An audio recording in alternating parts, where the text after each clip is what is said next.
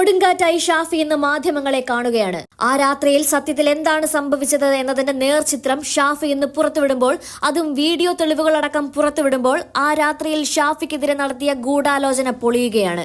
സമാധാനപരമായി മുന്നോട്ട് നീങ്ങിയ സമരം ഒടുവിൽ തലയ്ക്കും മൂക്കിനും അടികിട്ടുന്ന തരത്തിലേക്ക് നീങ്ങിയത് ആ രാത്രിയിൽ ജനക്കൂട്ടങ്ങൾക്ക് നടുവിലൂടെ ചിലർ നുഴഞ്ഞു കയറിയതുകൊണ്ടാണ്. ആ തെളിവുകളടക്കം രൂക്ഷ വിമർശനമുയർത്തുന്ന ഷാഫി പറമ്പിലിനെ നമുക്കൊന്ന് കാണാം. തലയിൽ അടി കൊള്ളുന്നു, അതിന്റെ ശേഷം നേരെ മൂക്കിലേക്ക് അടിക്കുന്നു. ഇത് കഴിഞ്ഞ് ഇങ്ങോട്ടേക്ക് തിരിയുമ്പോൾ ഈ അടിക്കുന്ന ആളുടെ ഡയറക്ഷൻ നേരെ എന്നെ ലാക്കാക്കി പിന്നെ അടുത്തതും വരിക. എന്നിട്ട് അറിയാതെ ഒരു തിക്കിന്റെ തിരക്കിന്റെ ഇടയിൽ സംഭവിച്ച അവിടെ എന്തെങ്കിലും വലിയ സീൻ നിങ്ങൾ കാണുന്നുണ്ടോ? വലിയൊരു ലാത്തി ചാർജിനുള്ള എന്തെങ്കിലും ഒരു കല്ലേറ് പോലീസിനെതിരെ ഉണ്ടായിട്ടുണ്ടോ? ഏതെങ്കിലും ഒരു പോലീസുകാരന്, ഞാൻ ആവർത്തിച്ച് പറയുന്നു, അവരവരുടെ കയ്യിലിരുന്ന് പൊട്ടിയതും കൊണ്ടുണ്ടായ പരിക്കല്ലാതെ ഏതെങ്കിലും ഒരു പോലീസുകാരന് UDF-ന്റെ പ്രവർത്തകരുടെയോ നേതൃത്വത്തിന്റെ ഇടപെടലിന്റെ പേരിൽ സീരിയസ് ആയ എന്തെങ്കിലും ഒരു പരിക്ക് അവിടെ പറ്റിയിട്ടുണ്ടോ? ഇനി നിങ്ങൾ അടുത്തത് നിങ്ങൾ ഗ്രനേഡിന്റെ കാര്യം പറയുന്നു. നിങ്ങൾ നോക്കുക, DYSP ഹരിപ്രസാദ് അതിന്റെ വിഷ്വൽ നിങ്ങൾക്ക് അയച്ചിരുന്നു.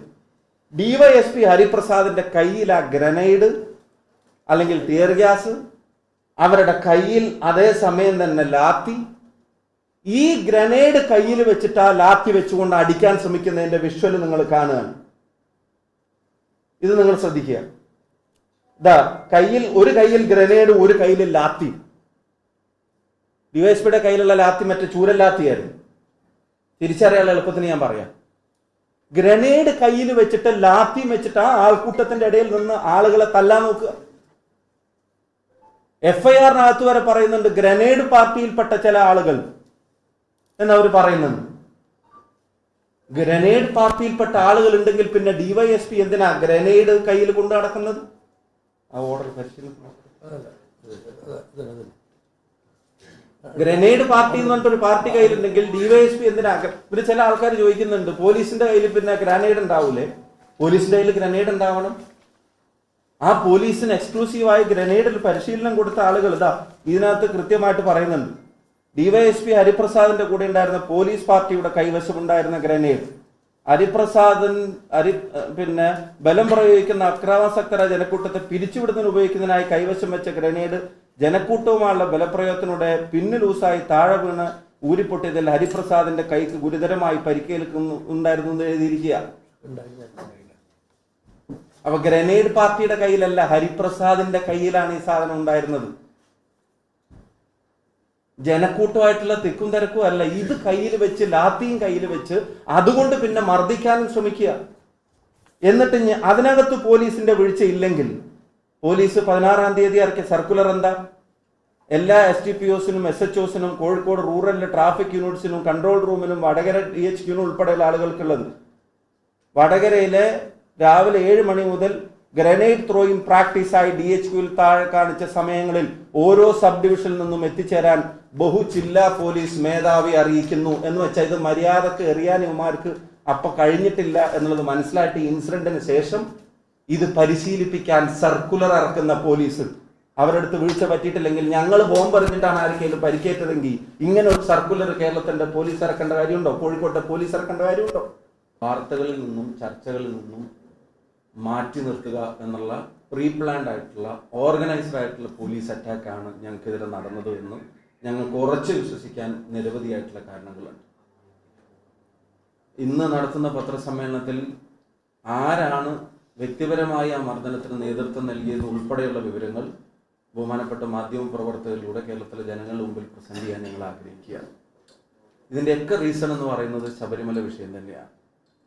ഗവൺമെന്റിന് നിൽക്കക്കള്ളിയില്ലാതെ പിടിച്ചു നിൽക്കാൻ കഴിയാത്ത കൊള്ളയ്ക്കാണ് ദേവസ്വം ബോർഡുകളുടെ അറിവോടെ, ദേവസ്വം അംഗങ്ങളുടെയും പ്രസിഡന്റുമാരുടെയും അനുമതിയോടെ അവിടുത്തെ ഉദ്യോഗസ്ഥരും കുറെ തട്ടിപ്പുകാരും ചേർന്ന് നടത്തിയത് എന്നുള്ളതിന്റെ വാർത്തകളാണ് ഓരോ ദിവസവും പുറത്തു വന്നുകൊണ്ടിരിക്കുന്നത്. ഏറ്റവും ഒടുവിൽ ബഹുമാനപ്പെട്ട കോടതി പറഞ്ഞത് ഇപ്പോഴത്തെ ദേവസ്വത്തിനും അതിന്റെ ഗൂഢാലോചനയിലും പങ്കാളിത്തം വരെ അന്വേഷിക്കണമെന്നുള്ള തരത്തിലുള്ള പ്രതികരണം കോടതിയുടെ ഭാഗത്തുണ്ടായിരിക്കുകയാണ്. ഇനി ആ ദേവസ്വം ബോർഡിനെ മാറ്റി നിർത്താൻ ഈ ഗവൺമെന്റ് മടിക്കുന്നുണ്ടെങ്കിൽ അതിന്റെ കാരണം ദേവസ്വം ബോർഡ് കൊണ്ട് ഇതിന്റെ പങ്കാളിത്തം അവസാനിക്കുന്നില്ല, മുൻ മന്ത്രിമാർ, ഇപ്പോഴത്തെ മന്ത്രി ഉൾപ്പെടെയുള്ള ആളുകൾക്ക് പലതും മറച്ചു വെക്കാനുള്ളത് കൊണ്ടാണ് കോടതി അത്ര സ്ട്രോങ് ആയിട്ടുള്ള ഒരു നിരീക്ഷണം നടത്തിയിട്ട് പോലും ഇപ്പോഴും ആ ദേവസ്വം ബോർഡിനെ പിരിച്ചുവിടാൻ, അവരോട് രാജി ആവശ്യപ്പെടാൻ, പിരിച്ചുവിടാൻ സാങ്കേതികമായിട്ട് ഗവൺമെന്റിന് കഴിയുന്നില്ലെങ്കിൽ അവരോട് പൊളിറ്റിക്കൽ അപ്പോയിന്റ്മെന്റ് ആണ്, രാജി ആവശ്യപ്പെടാൻ ഗവൺമെന്റ് മടിക്കുന്നതിന്റെ പിന്നിലെ കാരണം അത് ദേവസ്വം ബോർഡ് പ്രസിഡന്റിലും ഇതിന്റെ ഗൂഢാലോചന നിൽക്കുന്നില്ല എന്നുള്ള ഭയം തന്നെയാണ്. അപ്പൊ കട്ടവന്മാർ ദേവസ്വം ബോർഡിലുണ്ട്, കട്ടവന്മാർ സർക്കാരിലുമുണ്ട്, കൊള്ളയിൽ പങ്കുപറ്റിയവരുടെ സർക്കാരാണ് ഉള്ളത് എന്നുള്ളതുകൊണ്ടാണ് ഇപ്പോഴും ഈ ദേവസ്വം ബോർഡ് കേരളത്തിലെ ജനങ്ങളെ വെല്ലുവിളിച്ചുകൊണ്ട് ദേവസ്വം ബോർഡും അതിന്റെ പ്രസിഡന്റും തുടരുന്നത്. ഒരു കാര്യം നമുക്ക് എല്ലാവർക്കും അറിയാം, ശ്രീകോവിലിന്റെ ഉള്ളിലേക്ക് നോക്കുമ്പോൾ ഒരു അയ്യപ്പ ഭക്തൻ കാണുന്നത് പൊന്നയ്യപ്പനെയാണെങ്കിൽ ഈ ഗവൺമെന്റും അതിന്റെ പ്രതിനിധികളും ദേവസ്വം ബോർഡും കാണുമ്പോൾ അതിന്റെ പൊന്നു മാത്രമാണ് ഇവർ കണ്ടത് എന്നുള്ളത് കഴിഞ്ഞ വർഷങ്ങളിൽ നിന്ന് ഉണ്ടായ ഓരോ ഇൻസിഡന്റും നമ്മളോട് പറയാം. ഏറ്റവും ഒടുവിൽ തിരുവാഭരണ കമ്മീഷണർ ദക്ഷിണേന്ത്യയിൽ ഒരിടത്തും ഇത്തരത്തിൽ ഈ പറയുന്ന ജോലി ചെയ്യാൻ ടെക്നിക്കലി ക്വാളിഫൈഡ് ആയിട്ടുള്ള ഒരു ഏജൻസിയും ഇല്ല എന്ന് റിപ്പോർട്ട് ചെയ്തിട്ട് 7 ദിവസത്തിനകം അവർക്ക് തന്നെ ഇത് കൊടുക്കണമെന്ന് ദേവസ്വം ബോർഡ് പ്രസിഡന്റ് ഉൾപ്പെടെയുള്ള ആളുകൾ ഉത്തരവിടുന്നതിന്റെ കാരണം ഇത് പുറത്തു വരുമെന്നറിഞ്ഞ് കഴിഞ്ഞ കാലങ്ങളിലെ തട്ടിപ്പുകൾ മറച്ചു വെക്കാനുള്ള അവസാന ശ്രമം നടത്താനായിരുന്നു എന്നുള്ളതാണ്. കോടതിയുടെ ഇടപെടലോടെ അതും കൂടിയാണ് പൊളിഞ്ഞിരിക്കുന്നത്. അപ്പോൾ ഇത് വളരെ ഓർഗനൈസ് ചെയ്ത, എന്നുവെച്ചാൽ അയ്യപ്പന്റെ പൊന്നുരുക്കി ജീവിക്കാൻ തീരുമാനിച്ച ആളുകൾ അവർ നടത്തുന്ന തട്ടിപ്പിന് ദേവസ്വം ബോർഡിന്റെ പ്രസിഡന്റ്, അതിന്റെ മേലെയുള്ള സർക്കാർ കൂട്ടുനിന്നതിന്റെ കഥകളാണ് ഓരോ ദിവസവും പുറത്തു വന്നുകൊണ്ടിരുന്നത്. ഇത് കേരളത്തിലെ വിശ്വാസിയും അവിശ്വാസിയും ക്ഷമിക്കില്ല എന്ന കാര്യത്തിൽ സംശയം വേണ്ട. ഇത് വിശ്വാസികൾ മാത്രമല്ല, അവിശ്വാസിക്കും ക്ഷമിക്കാൻ കഴിയാത്ത പാതകമാണ് ഈ ഗവൺമെന്റ് ചെയ്തിട്ടുള്ളത്. അതാണ് ഈ ഗവൺമെന്റ് തുടരുന്നത്. ഇതിനെ മറച്ചു വെക്കാൻ വേണ്ടിയാണ് ഓരോ ഇൻസിഡൻസും ഉണ്ടാക്കുന്നത്. ഇതിനെ മറച്ചു വെക്കാൻ വേണ്ടിയാണ് പേരാമ്പ്രയിൽ ഉൾപ്പെടെ ഒരു പ്രൊവോക്കേഷനും ഇല്ലാത്ത തലത്ത് വലിയ തോതിലുള്ള പോലീസ് ബ്രൂട്ടാലിറ്റിക്ക് നേതൃത്വം നൽകുന്നത്. ഞാനൊരു കാര്യം പറയാം, ഞാൻ സമരത്തിൽ പങ്കെടുക്കുന്ന ആദ്യമായിട്ടല്ല. എനിക്ക് എൻ്റെ പ്രായത്തിനനുസരിച്ചിട്ടുള്ള രാഷ്ട്രീയ പ്രവർത്തനത്തിന് എനിക്ക് ഏതാണ്ട് 21 വർഷത്തെ KSU പ്രവർത്തനം നടത്തി, 22 വർഷത്തിലധികം KSU പ്രവർത്തനം നടത്തിയിട്ട് ഒരാളാണ്. അന്നു മുതൽ ഇന്ന് വരെ സമരങ്ങളിൽ പങ്കെടുത്തിട്ടുണ്ട്, ചിലപ്പം ജയിലിൽ പോയിട്ടുണ്ട്, ചിലപ്പോൾ മർദ്ദനമേൽക്കേണ്ടി വന്നിട്ടുണ്ട്. എൻ്റെ തല, ഞാൻ MLA ആയിരിക്കുമ്പോൾ തിരുവനന്തപുരത്ത് നടത്തിയ ഒരു സമരത്തിൽ എൻ്റെ തല ഈ പിണറായി വിജയന്റെ പോലീസിനെ തല്ലിപ്പൊളിച്ചിട്ടുണ്ട്, നിങ്ങൾക്ക് എല്ലാവർക്കും അറിയാവുന്നതാണ്. ഇപ്പൊ ഇവിടെ അപ്പോൾ എനിക്ക് മർദ്ദനമേറ്റത് അതുകൊണ്ട് മാത്രമാണ് ഈ സംഭവം, അതല്ല. ഇതിന്റെ റീസൺ ആണ്, ഇതിന്റെ ഞങ്ങളെ അങ്ങനെ ഒരു മർദ്ദനത്തിന് അവരെ പ്രൊവോക്ക് ചെയ്തതിന്റെ റീസണിലേക്ക് തന്നെയാണ്, അതിന്റെ പൊളിറ്റിക്കൽ റീസണിലേക്ക് തന്നെയാണ് ഞങ്ങൾ വിരൽ ചൂണ്ടാൻ ആഗ്രഹിക്കുന്നത്. അതെങ്ങനെ പ്രവർത്തിച്ചു എന്നാണ് ഈ പത്രസമ്മേളനത്തിൽ ഞങ്ങൾ പറയാൻ ആഗ്രഹിക്കുന്നത്. അപ്പം ഇവിടെ എനിക്ക് മർദ്ദനമേറ്റതിന്റെ കാര്യം വെച്ച് ഇത് ഒരു സഹപ്രവർത്തകന് ആ ദിവസം ഉണ്ടായിട്ടുള്ള ഒരു ചിത്രം നിങ്ങൾ കണ്ടതാണ്. പേരാമ്പ്ര മാർക്കറ്റിൽ ജോലി ചെയ്ത് ജീവിക്കുന്ന ഒരു സാധാരണക്കാരനായിട്ട് നിയാസ് വന്ന ഒരാളെ ഒരു തരത്തിലുള്ള വാർണിങ്ങും ഒരു തരത്തിലുള്ള സൈറണോ ഒരു തരത്തിലുള്ള ഇൻഫോർമേഷനും ഇല്ലാതെ ആൾക്കൂട്ടത്തിന്റെ ഇടയിലേക്ക് എറിഞ്ഞിട്ട് ഒരു ചെറുപ്പക്കാരന് സംഭവിച്ച പരിക്കിന്റെ ആഘാതമാണ്. നിങ്ങൾ ആലോചിച്ച് നോക്കുക. പോലീസ് അവിടെ പറയുന്നതും CPM പ്രചരണം നടത്തുന്നതും ഞങ്ങൾ പേരാമ്പ്രയിൽ, ഞാനും DC പ്രസിഡന്റും പേരാമ്പ്രയിൽ പോയതെന്തോ സംഘർഷം ഉണ്ടാക്കാൻ എന്നുള്ളതാണ്. നിങ്ങളുടെ വാട്സപ്പ് ഗ്രൂപ്പിലേക്ക് ഇപ്പോൾ ഞാനൊരു വീഡിയോ അയക്കുന്നുണ്ട്, ആ വീഡിയോ നിങ്ങൾ ഒന്നെടുത്ത് നോക്ക്.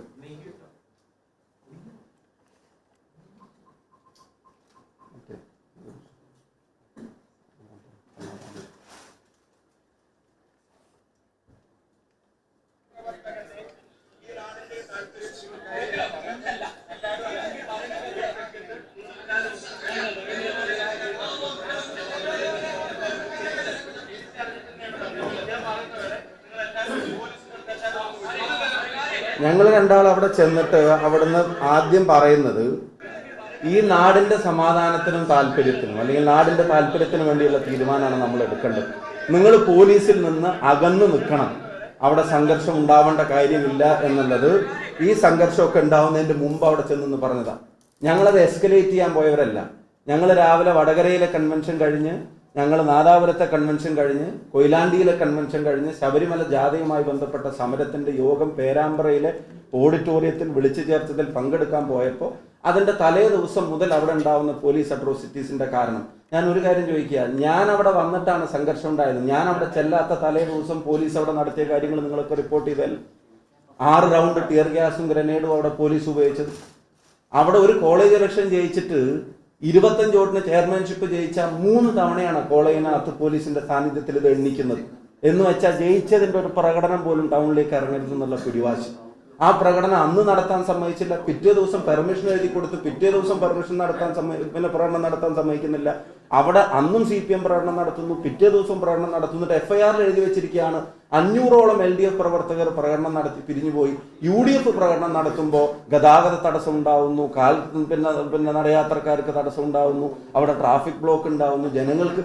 ഇത് തൊട്ട് മുമ്പ് അവരുടെ പ്രകടനത്തിന് ഇതൊന്നും ബാധകമല്ല. FIR-ൽ പോലും വല്ല പാർട്ടി സ്റ്റേറ്റ്മെന്റ്, പൊളിറ്റിക്കൽ സ്റ്റേറ്റ്മെന്റ് എഴുതുന്ന പോലെയല്ലേ പോലീസ് അവിടെ കാര്യങ്ങൾ ചേർത്തത്. ഞങ്ങളത് എസ്കലേറ്റ് ചെയ്യാൻ പോയതല്ല, പ്രശ്നം ഉണ്ടാക്കരുതെന്ന് പറഞ്ഞു. ഇനി പ്രശ്നം ഉണ്ടാക്കരുതെന്ന് പറഞ്ഞതിന്റെ കാര്യം കൂടെ നിങ്ങൾ ആലോചിച്ച് നോക്കുക. ഈ മർദ്ദനം എനിക്കേറ്റിട്ട് എന്റെ സഹപ്രവർത്തകർ ഉൾപ്പെടെയുള്ള ആളുകൾക്ക് ഇത്ര മൃഗീയമായ ആക്രമണം ഏറ്റിട്ട് അവിടെ ഏതെങ്കിലും തരത്തിലുള്ള ഒരു കലാപന്തരീക്ഷം ഞങ്ങൾ ആരെങ്കിലും സൃഷ്ടിച്ചോ? ഞാൻ ആ മർദ്ദനമേറ്റ ഉടനെ ആശുപത്രിയിലേക്ക് ഓടിപ്പോവാത്ത എന്തെന്ന് ചോദിച്ചു. എനിക്ക് മൂക്കിന്റെ പാലാപ്പ് പൊട്ടിയെന്നൊന്നും അറിയില്ല, ചോര വരുന്നത് ഞാൻ അനുഭവിച്ചു, എനിക്ക് അറിയുന്നുണ്ട്, ബ്ലഡ് വരുന്നുണ്ട്. പക്ഷെ അങ്ങനെ ഒരു സീനിൽ നിന്ന് ഓടിപ്പോയാൽ അവിടെ പിന്നെ ഉണ്ടാവും പോകുന്ന എല്ലാ സംഘർഷങ്ങളും അവിടെ അപകടം സൃഷ്ടിക്കുന്നത് കൊണ്ട് അവിടെ പ്രവർത്തകരോട് പിരിഞ്ഞു പോകണം, ഈ പ്രതിഷേധം അവസാനിപ്പിച്ചിരിക്കുന്നു, ബാക്കി കാര്യങ്ങൾ നമ്മൾ പിന്നീട് ചെയ്യുമെന്നും പറഞ്ഞ ആളുകളെ പിരിച്ചുവിട്ടിട്ടാണ് ഞങ്ങൾ രണ്ടാളും അവിടെ നിന്ന് പോരുന്നത്. നിങ്ങൾ ആലോചിച്ച് നോക്കണം. ഇത്രയൊക്കെ സംഭവിച്ചിട്ട് ഇതുപോലൊരാൾക്ക് പരിക്ക് പറ്റിയിട്ടും പോലീസിന്റെ കയ്യിലിരിപ്പും കയ്യിലിരുന്ന് പൊട്ടിയതും ഉണ്ടായിട്ടുള്ള ഒരു പരിക്കല്ലാതെ ഒരു പോലീസുകാരന് പോലും അവിടെ അഡീഷണൽ ആയിട്ട് പരിക്കേറ്റോ? ഇന്നലെയൊക്കെ ചില പോലീസുകാരുടെ വിഷ്വലൊക്കെ നമ്മൾ കണ്ടതാണല്ലോ. പ്രകോപനമായിരുന്നു നമ്മുടെ ഉദ്ദേശമെങ്കിൽ അങ്ങനെ എന്തെങ്കിലും ഒരു സീൻ അവിടെ ഉണ്ടായോ? അപ്പൊ അവിടെ ആ നാടിന്റെ പേരാമ്പ്രയുടെ സമാധാനം കളയാതിരിക്കാനുള്ള ഇടപെടലാണ് ഞങ്ങൾ ആ ദിവസം നടത്തിയതെന്നുള്ള കാര്യത്തിന് ഒരു സംശയവും വേണ്ട. ഇനി ഒരു പ്രധാനപ്പെട്ട കാര്യം ഞാൻ നിങ്ങളോട് പറയാം. അന്ന് ഒരു മാധ്യമ പ്രവർത്തകനോട് SP വിളിച്ചിട്ട് പറഞ്ഞു അവിടെ ഒരു മർദ്ദനം നടന്നിട്ടേ ഇല്ല, അല്ലെ? ഒരു മാധ്യമ പ്രവർത്തകനോട് SP വിളിച്ചിട്ട് പറഞ്ഞു ഒരു മർദ്ദനം നടന്നിട്ടേ ഇല്ല. അപ്പത്തേക്കും വ്യാജ പ്രചരണങ്ങൾ ആരംഭിക്കുക. ആ വ്യാജ പ്രചരണങ്ങൾ എന്തൊക്കെയായിരുന്നു നിങ്ങൾക്ക് എല്ലാവർക്കും അറിയാം. അത് അവിടെ ലാത്തി ചാർജ് നടന്നൊന്നും അറിയാഞ്ഞിട്ടൊന്നുമില്ല. ബോധപൂർവം ഈ ചർച്ചകളെല്ലാം വേറൊരു തരത്തിൽ വഴിതിരിച്ചു വിടാനുള്ള ഇവരുടെ അജണ്ടയായിരുന്നു. എന്നിട്ട് എന്തോ ഭാഗ്യത്തിനാണ് പിറ്റേ ദിവസം ഇതിന്റെ വിഷ്വല് പുറത്തു വന്നത്. അതുവരെ മർദ്ദനം ഏറ്റിട്ടില്ല, അത് മഷിയാണ്, പെയിന്റാണ്, കുപ്പിയാണെന്നൊക്കെ പറഞ്ഞുകൊണ്ട് നടന്നവർ പിന്നെ അത് മാറ്റി പറയേണ്ടി വന്നു. അതുവരെ അങ്ങനെ ഒരു സീനേ ഉണ്ടായിട്ടില്ല എന്ന് പറഞ്ഞ പിന്നെ റൂറൽ SP-ക്ക് ഒരു യോഗത്തിൽ പ്രസംഗിക്കുന്നതിന്റെ വീഡിയോ നമ്മൾ കണ്ടു. പോലീസിലെ ചില ആളുകൾ ബോധപൂർവം കുഴപ്പമുണ്ടാക്കാൻ ശ്രമിച്ചു. അങ്ങനെ ഒരു ഡയറക്ഷൻ ഉണ്ടായിരുന്നില്ല, അതിൻ്റെ ഒരു വാണിംഗ് കൊടുത്തിട്ടുണ്ടായിരുന്നില്ല, അതിൻ്റെ സൈറൻ കൊടുത്തിട്ടുണ്ടായിരുന്നില്ല എന്ന് ഈ നാട്ടിലൊരു റൂറൽ SP പ്രസംഗിക്കുന്നതിന്റെ വീഡിയോ ദൃശ്യങ്ങൾ പുറത്തു വന്നിട്ട് പോലും ഇതിനെ വേറൊരു രീതിയിൽ പ്രചരിപ്പിക്കാൻ ശ്രമിക്കുന്നതിന്റെ പിന്നിലെ റീസൺ എന്താ? റീസൺ ഇത്തരം വിവാദങ്ങൾ നിലനിൽക്കണം, മറ്റേത് ചർച്ചയാവരുത് എന്നുള്ളതാണ്. അപ്പൊ പറഞ്ഞു AI ടൂൾ ഉപയോഗിച്ചിട്ട് ഇതിന്റെ പ്രതിയെ കണ്ടെത്തുമെന്നുള്ളത്. എന്റെ AI ടൂൾ സർക്കാരിന്റെ പണി മുടക്കിയോ? എന്താ ഇതുവരെ അടിച്ച ആളെ കണ്ടെത്താത്തത്? എന്താ നടപടി എടുക്കാത്തത്? റൂറൽ SP-യുടെ ആ സ്റ്റേറ്റ്മെന്റിന് ആരുടെ ഭീഷണിക്ക് വഴങ്ങിയിട്ടാണ് പോലീസ് മുന്നോട്ട് പോകാതിരുന്നത്? ഞാൻ നിങ്ങളുടെ വാർത്തകൾ കണ്ടു. ആ അന്വേഷണം അവസാനിപ്പിച്ചു. എന്താ മരവിപ്പിക്കാൻ കാരണം? എന്തിനു വേണ്ടിയാ അന്വേഷണം മരവിപ്പിച്ചത്? അപ്പൊ അതിന്റെ പൊളിറ്റിക്കൽ ഇന്റർഫിയറൻസ് ആണ്. AI ടൂൾ ഉപയോഗിച്ച് കുഴപ്പമുണ്ടാക്കിയത് ആരാണെന്ന് കണ്ടെത്തുമെന്ന് റൂറൽ SP പറഞ്ഞതിന്റെ തൊട്ട പുറകെ അത് കണ്ടെത്തരുത്, അത് പുറത്തുവിടരുതെന്നുള്ള CPM-ന്റെ പൊളിറ്റിക്കൽ ഡയറക്ഷൻ ഗവൺമെന്റിൽ ഇരിക്കുന്നവർ കൊടുക്കുന്നതിന്റെ പേരിലല്ലാതെ AI ടൂൾ പണി മുടക്കിയതാണെങ്കിൽ ഇവർ പറയണം. ഞാൻ ICUയിൽ നിന്ന് മാറ്റി റൂമിലേക്ക് വന്ന സമയത്ത് പോലീസ് കാണാൻ വന്നിട്ടുണ്ടെന്ന് പറഞ്ഞു. 2 മണിക്ക് കാണാമെന്ന് എൻ്റെ കൂടെ നിൽക്കുന്ന ആളോട്. അപ്പൊ ഡോക്ടർ വന്നിട്ട് എന്തോ രാവിലത്തെ കുറച്ച് പ്രൊസീജിയറും കാര്യങ്ങളും ഉണ്ടായിരുന്നു, കാണാന്ന് പറഞ്ഞു. ഇതുവരെ പോലീസിന്റെ അടുത്ത് വന്നിട്ടില്ല, ഇതുവരെ മൊഴി എടുത്തിട്ടില്ല, ഒരു സ്റ്റേറ്റ്മെന്റ് എടുത്തിട്ടില്ല, ഇതുവരെ ഒരു കേസ് എടുത്തതായിട്ടുള്ള അറിയിപ്പ്, രജിസ്റ്റർ ചെയ്തതായിട്ടുള്ള അറിയിപ്പ് കിട്ടിയിട്ടില്ല. അതൊക്കെ ചെയ്യുമെന്ന് പ്രഖ്യാപിച്ച റൂറൽ SP-യുടെ വീഡിയോ പുറത്തു വന്ന ശേഷം പിന്നെ ആരുടെ ഇടപെടലാണ് ഇത് ചെയ്യരുതെന്നുള്ള നിർദ്ദേശം ആരാണ് കൊടുത്തത്? എന്ന് വെച്ചാൽ ഇത് അവിടെ ഉണ്ടായിട്ടുള്ള ഒരു വയലൻസിനെ അടക്കി നിർത്താൻ ഉണ്ടായിട്ടുള്ള അക്രമമല്ല, ഇത് പോലീസ് ബോധപൂർവം സൃഷ്ടിച്ചതാണ്. അതിന് പൊളിറ്റിക്കൽ ഡയറക്ഷൻ ഉണ്ടായിരുന്നു എന്നുള്ളത് ഉറപ്പാണ്. ഇനി ഒരു കാര്യം, ഈ വിഷ്വൽ നിങ്ങളുടെ ഗ്രൂപ്പിൽ ഷെയർ ചെയ്യുന്നു. ഈ വിഷ്വലില് നിങ്ങൾ നോക്കുക. ആദ്യം എൻ്റെ തലയിൽ അടിക്കുന്നു, അതേ പോലീസ് ഉദ്യോഗസ്ഥൻ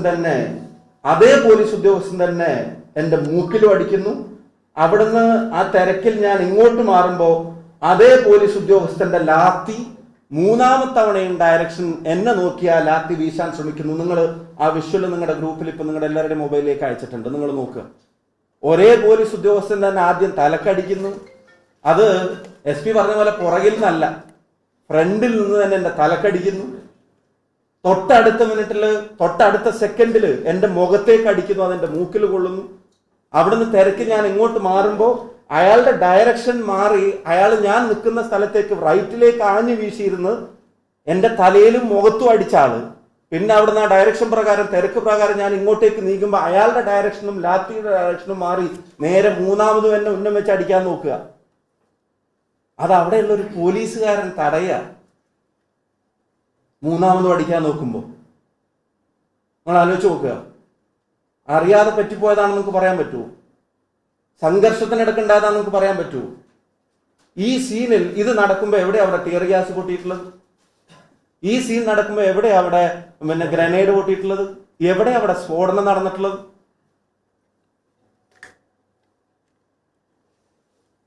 നിങ്ങൾ ആലോചിച്ച് നോക്കൂ.